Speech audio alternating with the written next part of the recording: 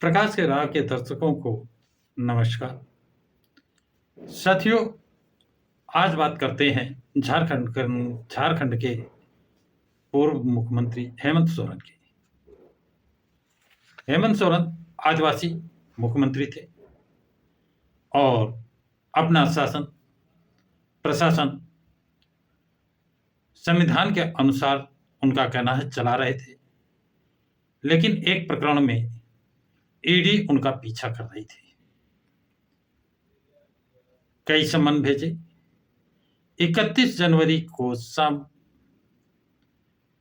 हेमंत सोरेन ने राजभवन जाकर इस्तीफा दिया और चंपई सोरेन को नया मुख्यमंत्री बनाने के लिए विधायकों की लिस्ट भी दी।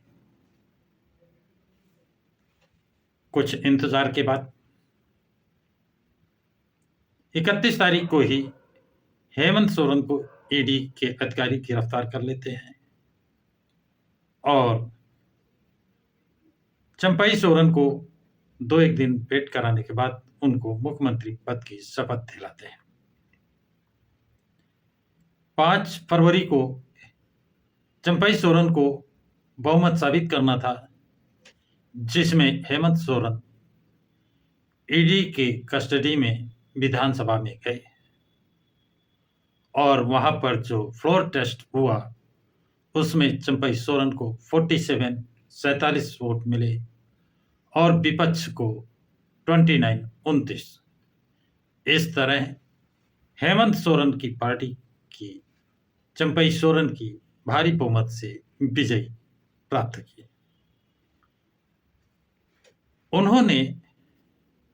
हेमंत सोरेन ने विधानसभा में जो भाषण दिया है वो बहुत ही सटीक, जोरदार, धमाकेदार और उसका असर ये हुआ है जो उनके कार्यों से जो लोग असंतुष्ट थे, नाराज थे, उनकी नाराजगी खत्म हो गई और वो सब हेमंत सोरेन के शुभ चिंतक बन गए कि हेमंत सोरेन आदिवासी मुख्यमंत्री था और उसको किस तरह काम नहीं करने दिया जा रहा था, जो काम उसके अधूरे थे वो इन अधिकारियों के कारण, इन जांच एजेंसियों के कारण वो पूरे नहीं कर सके। ये पहला रिकॉर्ड है कि गिरफ्तारी के बाद हेमंत सोरेन का कद बहुत बढ़ गया।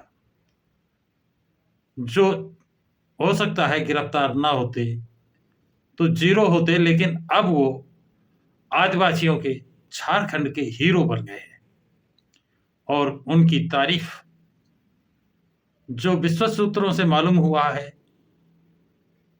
कि सिर्फ झारखंड ही नहीं, जो आदिवासियों के लिए 47 सीटें सांसद की हैं और जहां जहां पर आदिवासियों की और अनुसूचित जाति की आबादी है उन पर इनका प्रभाव बढ़ता जा रहा है। तो ईडी की गिरफ्तारी होने के बाद, गिरफ्तारी में आने के बाद जो उन्होंने विधानसभा में जोरदार भाषण दिया है उसकी जगह जगह प्रशंसा हो रही है। उस भाषण से उनकी छवि में निखार आया है। वो आदिवासियों के सर्वमान्य नेता बन गए हैं और वो 47 सीटों को प्रभावित करने की स्थिति में पहुंच गए हैं। तो साथियों, आप अब उनका पहले भाषण सुने। हेमंत सोरेन ने विधानसभा में क्या भाषण दिया है, इसे जरूर सुनाएं। मैं आज इस सदन में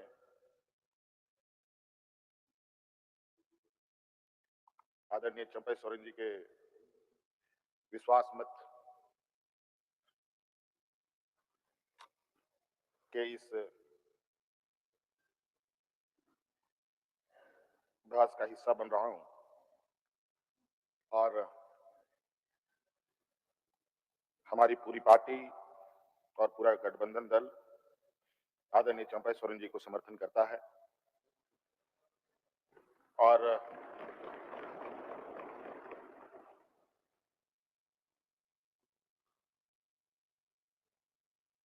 मैं कहना चाहूंगा 31 जनवरी की जो काली रात, काला अध्याय देश के लोकतंत्र में नए तरीके से जुड़ा है।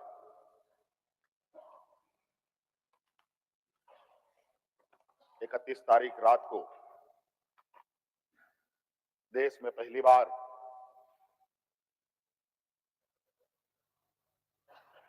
किसी मुख्यमंत्री का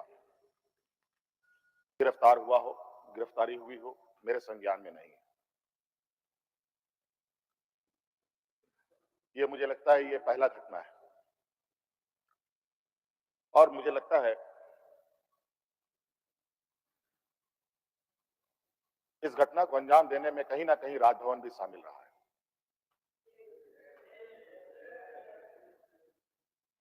और जिस तरीके से ये घटना घटित हुई है, मैं बहुत आश्चर्यचकित हूं।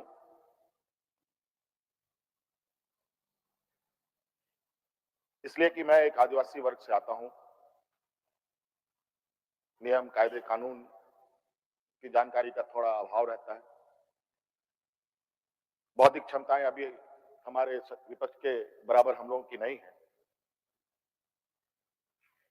लेकिन सही गलत की समझ तो हर इंसान भी रखता है, हर जानवर भी रखता है।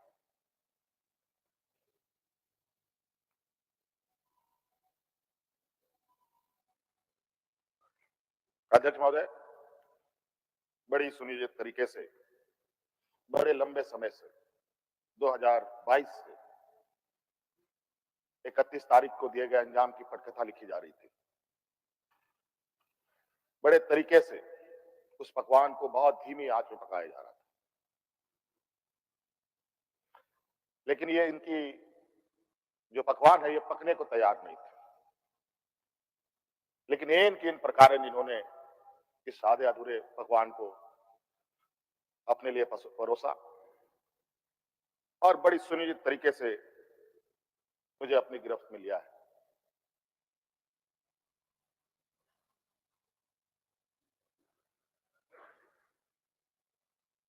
और आज कहीं ना कहीं ऐसा लगता है अध्यक्ष महोदय कि बाबा भीमराव अंबेडकर जी का जो सपना था कि सभी जात धर्म के लोग एक समान प्लेटफॉर्म पे आए, एक बराबरी और एक साथ चले, मुझे लगता है कि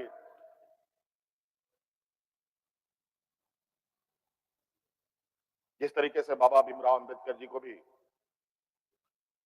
अपना समाज छोड़कर बौद्ध धर्म अपनाना पड़ा, ऐसे ही आदिवासी दलितों के साथ भी आने वाला भविष्य में करने की तैयारी हो रही है।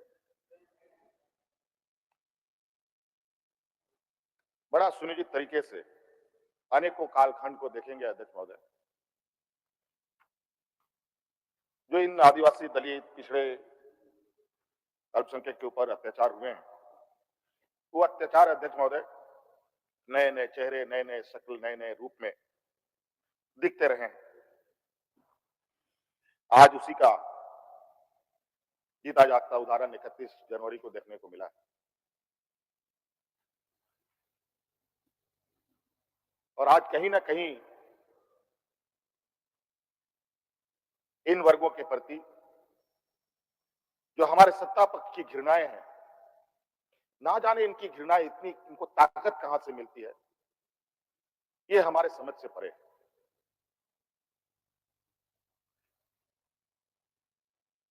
इतनी घृणा, इतना द्वेष के प्रति इनका आदिवासी दलितों के प्रति कि आपको इससे अंदाजा होगा कि इन्हीं के पाले हुए तंत्र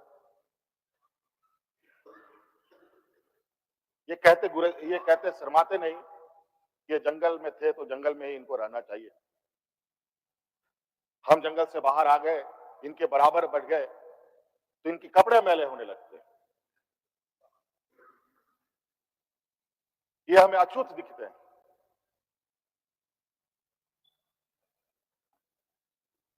और इन्हीं विडंबना को तोड़ने के लिए हमने एक प्रयास किया था अध्यक्ष महोदय, क्योंकि झारखंड आदिवासी दलित पिछड़ा राज्य है, इन समूह को आगे बढ़ने का, इनका मार्ग प्रशस्त करने में हमने कोई कमी नहीं छोड़ी। इनका बस चले तो हम अभी भी जंगल में जाकर के वही 50-100 साल पुरानी जिंदगी में जिए। और मुझे इसका आभास था अध्यक्ष महोदय, जो इनके अंदर छुपी कुंठा है वो आए दिन ये बयां करती थी, इनके आचरणों से, इनके आचरणों से, इनके बयानों से।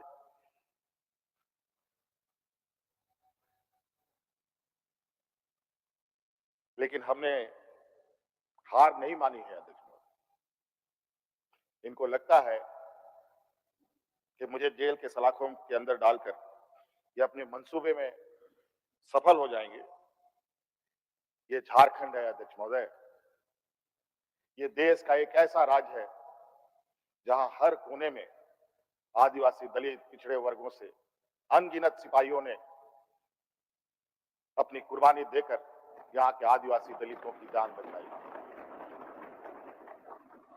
देश आजादी के सपने भी ये लोग नहीं देखते थे अध्यक्ष महोदय, तब से झारखंड के आदिवासी अपनी हक अधिकार की लड़ाई लड़ रहे। ये तो बहुत बाद में आए, लेकिन बौद्धिक संपन्नता, आर्थिक संपन्नता, आज तक इन लोगों ने देश का गांधी टोपी नहीं पहना अध्यक्ष महोदय।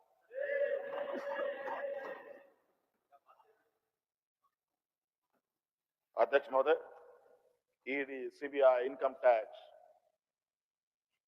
जिनको देश के विशेष और काफी संवेदनशील व्यवस्थाएं कही जाती है, जहां करोड़ों रुपया, 12 लाख 14 लाख करोड़ रुपया डका कर इनके सहयोगी विदेश में जाके बैठे हैं, उनका एक बाल बाका करने का औकात इनके पास नहीं है। इनके पास औकात है देश के आदिवासी दलित पिछड़े के ऊपर और बेगुनाह लोगों पर, और उसमें भी गुनाह क्या हो तब की बात तो अलग है, बेगुनाहों पर अत्याचार कर। आज मुझे किसी अरेस्ट किया गया अध्यक्ष महोदय 8.5 एकड़ जमीन के घोटाले पर। अगर है हिम्मत सदन में तो कागज पटक कर दिखाए कि 8.5 एकड़ का जमीन हेमंत सोरेन के नाम पर है। अगर होगा मैं उस दिन से राजनीति से इस्तीफा दे दूंगा। अध्यक्ष महोदय, जब राजनीतिक रूप से ये नहीं सकते तो ऐसे ही बैकडोर से हमला करते हैं, पीठ पर हमला करते हैं। अध्यक्ष महोदय, मैं आंसू नहीं बहाऊंगा, आंसू वक्त के लिए रखूंगा। आप लोगों के लिए आंसू का कोई मतलब नहीं। आदिवासी दलितों का, पिछड़ों का, आदिवासी के आंसुओं का कोई मोल नहीं। वक्त आने पर हम इनके एक एक सवालों का जवाब और एक एक इनके षड्यंत्र का जवाब वक्त आने पर बड़ी माकूल तरीके से दिया जाएगा। एक्चुअली दुर्भाग्य है अध्यक्ष महोदय इस राज्य का, तथाकथित हमारे राज्य के ही कुछ लोग जो ऐसे सामंती विचार वाले के चरणों में जाकर के झुककर उनकी सेवा और पूजा अर्चना में लगे, नहीं तो इस राज्य की इतनी दुर्दशा नहीं होती अध्यक्ष। राज अलग हुए 23 साल हो रहे हैं, 24 साल हो गए अध्यक्ष महोदय। किसने सबसे अधिक राज किया इस राज्य में? ये मुझे बोलने का जरूरत नहीं है, किसी को बताने की भी जरूरत नहीं। सब अपने गिरेबान में देखें, सबको पता चलेगा कौन कहां बैठा, किसने क्या काम किया। घोटाले इनको 2024 से ही नजर आ रहे हैं, 2000 से नजर नहीं आ रहे, 2019 से ही इनको नजर आ रहे हैं। आज ये नहीं चाहते अध्यक्ष महोदय देश का आदिवासी, दलित, पिछड़ा, अल्पसंख्यक देश के सर्वोच्च स्थान पर पहुंचे। ये नहीं चाहते कि ये जज बने, ये नहीं चाहते ये आईएएस आईपीएस बने, ये नहीं चाहते ये राजनेता बने। इन्हीं के साथ बैठे लोग हैं। इन लोगों ने भी आदिवासी नेता बनाया था मुख्यमंत्री। बता दीजिए इन कितने आदिवासियों ने 5 साल पूरे किए। और मुझे पता था ये मुझे भी 5 साल पूरा करने में रोड़े अटकाएंगे। और नतीजा ये हुआ, आखिरी सांस तक कुछ भी करो 5 साल पूरा नहीं होना चाहिए, रिकॉर्ड में नहीं लिखना चाहिए, रजिस्टर में नाम नहीं आना चाहिए। बस यही। अध्यक्ष महोदय, हम लोगों ने सर झुकाकर चलना नहीं सीखा। यही खासियत है आदिवासियों। लेकिन होता है कि सरसों में ही भूत है तो सारा भूत भागेगा का, माफ कीजिएगा, सरसों में ही भूत है तो भूत भागेगा का। यहाँ कुछ भूत ऐसे भी है जिसकी वजह से ये कठिनाइयों का सामना करना पड़ता है। बहुत प्रयास हुआ। जब जब हम लोगों ने अलग राज्य का परिकल्पना किया तब भी इन लोगों ने हंसी उड़ाई कि आदिवासी लोग अलग राज्य लेगा। जब हम सत्ता में आए, आदिवासी सत्ता चला पाएगा, कुछ दिनों में गिर जाएगा। मैं हवाई जहाजों में चलता था अध्यक्ष महोदय, उसमें भी इनको तकलीफ। मैं 5 स्टार होटलों में रुकता था, उसमें भी इनको तकलीफ। मैं बीएमडब्ल्यू कार में घूमता हूं, उसमें भी इनको तकलीफ।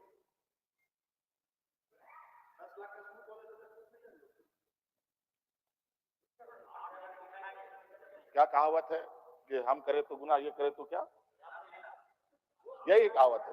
खैर छोड़िए। अध्यक्ष महोदय, बड़ा विचित्र स्थिति है। अब जो स्थिति दिखाई दे रहा है अध्यक्ष महोदय, कुल मिलाकर झारखंड के परिप्रेक्ष्य के अलावा पूरे देश के पैमाने में अब आदिवासी, दलित, पिछड़ा, अल्पसंख्यक सुरक्षित नहीं।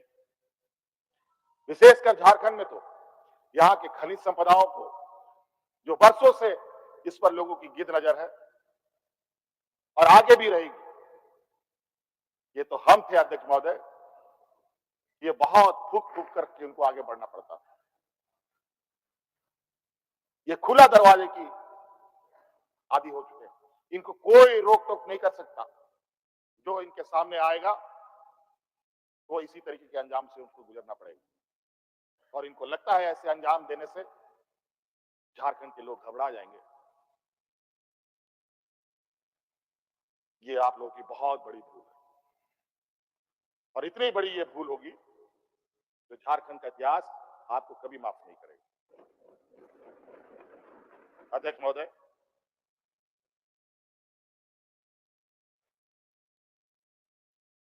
आज जो षड्यंत्र का पैमाना है वो इस कदर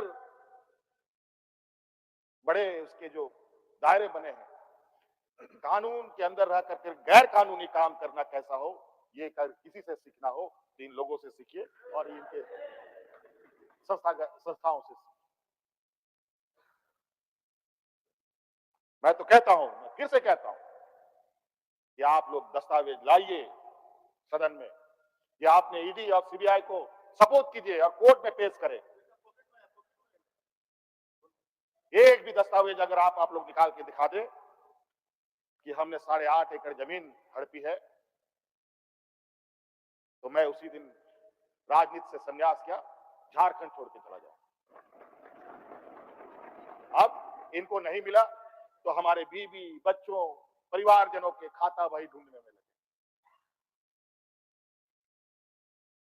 ये पैसा कहां से आया, वो पैसा कहां से आया, ये आया, वो आया। अध्यक्ष महोदय, असमानताएं देखिए इसी सदन के अंदर। जो सरकार के द्वारा उपलब्ध कराए जा रहे ऋण, जो यहाँ के आदिवासी विधायकों को कितने वर्षों के लिए मिलता है और गैर आदिवासियों को कितने सालों के लिए मिलता है, इस विषय पर गंभीरता से सोचने की आवश्यकता है। देखो, ये बहुत लंबी लड़ाई है। आज जिस तरीके से बड़ा मछली छोटा मछली को खा जाता है, सामाजिक व्यवस्था में भी यही कहानी है। एक बड़ी व्यवस्था छोटी व्यवस्था को खाने का हर बरकस प्रयास करती है। प्रभु राम का प्राण प्रतिष्ठा हुआ 22 जनवरी को। रामराज आ गया। पहला कदम बिहार पड़ा, बेचारा एक पिछड़ा वर्ग का व्यक्ति की क्या हद होगी आप जानते हैं। दूसरा कदम झारखंड पर पड़ा, एक आदिवासी मुख्यमंत्री को निकलने का प्रयास। क्योंकि इस आदिवासी मुख्यमंत्री के शरीर में हड्डियां कुछ अधिक है, इसलिए उस हड्डी को निकालने के लिए ईडी उसका डिसेक्शन करने में लगी हुई, ताकि हम कैसे इसको निकल जाए। लेकिन इतना आसान नहीं, गलती से गले में फंस गया तो पूरा का पूरा हाथड़ी फाड़ के मार। इस वजह से संभल के खाने का कोशिश कीजिएगा। इस वजह से अध्यक्ष महोदय, मुझे कोई गम नहीं कि मुझे आज ईडी ने पकड़ा। जिस तरीके से बंधुदा का सदस्यता लिया कि आप चुनाव नहीं लड़ सकते, हो सकता है मेरा भी यही असर करे। सत्ता लुलुपता के लिए हम लोग कभी नहीं आए अध्यक्ष महोदय। लेकिन यह बात मैं सदन में कहना चाहूंगा कि झारखंड मुक्ति मोर्चा का उदय झारखंड के मान सम्मान स्वाभिमान को बचाने के लिए हुआ है, और इस मान सम्मान स्वाभिमान के प्रति जो भी बुरी नजर डालेगा उसको हम मुंह तोड़ जवाब देंगे, चाहे राजनीतिक रूप से हो, चाहे कानूनी रूप से हो, चाहे वो किसी भी जंग मैदान में हो। यह हमारा संकल्प है। ना हम पीछे हटे हैं, ना हम लोगों ने पीठ दिखाई है अध्यक्ष महोदय। इसलिए अध्यक्ष महोदय, मुझे तो कोर्ट का आदेश है कि मीडिया के सामने या बाहर वक्तव्य नहीं देना है। तो हमने ईडी वालों से पूछा, क्या सदन में भी बात नहीं रखनी है? तो उन्होंने ये भी कहा, नहीं सदन में भी आप नहीं रख सकते। हम बोले वाह। तो मैंने कहा कि आइए स्पीकर साहब के टेबल में खड़े हो जाइए, बैठ जाइए, वहां से आदेश जारी कीजिए, फिर हम चुप हो जाएंगे। ये स्थिति है अध्यक्ष महोदय। अब उस दिन का इंतजार है। अभी तो गवर्नर हाउस का कॉरम पूरा हो गया, अब विधानसभा से लोग कब अरेस्ट होंगे, राष्ट्रपति भवन से कब अरेस्ट होंगे, लोकसभा राज्यसभा से लोग कब अरेस्ट होंगे। 150, 200 सांसदों का निलंबन। क्या अध्यक्ष महोदय ये इतिहास के सुनहरे अक्षरों में लिखा जाएगा अध्यक्ष महोदय? बड़ी विचित्र स्थिति देश में। और मैं ये कहना चाहूंगा अध्यक्ष महोदय, विशेषकर आदिवासी दलित पिछड़े भाइयों से, आप तैयार हो जाएं। अब शोषण की एक नई परिभाषा गढ़ने जा रही है। अगर अपने आप को आपने कमजोर किया तो आने वाली पीढ़ी कभी माफ नहीं करेगी। तो अध्यक्ष महोदय, राज्यपाल महोदय आए और 32 पेज का इन्होंने अभिभाषण पढ़ा। हम लोग लाख चिल्लाते रहे। अध्यक्ष महोदय, अभिभाषण पढ़ के क्या होगा जब देश में लोकतंत्र ही नहीं बचेगा। आज हर चीज पिछले दरवाजे से हो रहा है। अध्यक्ष महोदय, खैर इतना तो हम लोग बुद्धि ज्ञान है नहीं, लेकिन समय ऐसा भी नहीं है, समय से बड़ा बलवान धरती में कोई नहीं है। और वक्त फिर घूमेगा और फिर हम आपके सामने उपस्थित होंगे, और इतनी मजबूती के साथ उपस्थित होंगे कि फिर जो षड्यंत्र कर रहे हैं वो षड्यंत्र आपके धरे के धरे रहे, और इस देश के और अपने राज्य के आदिवासी दलित पिछड़ों के लिए जो संघर्ष करना होगा वो करते रहेंगे। धन्यवाद। मान्य सदस्य। साथियों, आप लोगों ने हेमंत सोरेन का भाषण सुना। ये भाषण आप लोगों को कैसा लगा? उनकी बातों में कितनी सच्चाई नजर आई, नहीं आई? आपके उनके भाषणों पर, उनके कथन पर क्या कहना है, क्या विचार है? इन सबको कमेंट बॉक्स में जरूर लिखें तथा इस वीडियो को लाइक, शेयर, सब्सक्राइब जरूर करें। सभी साथियों को जय भारत, जय संविधान।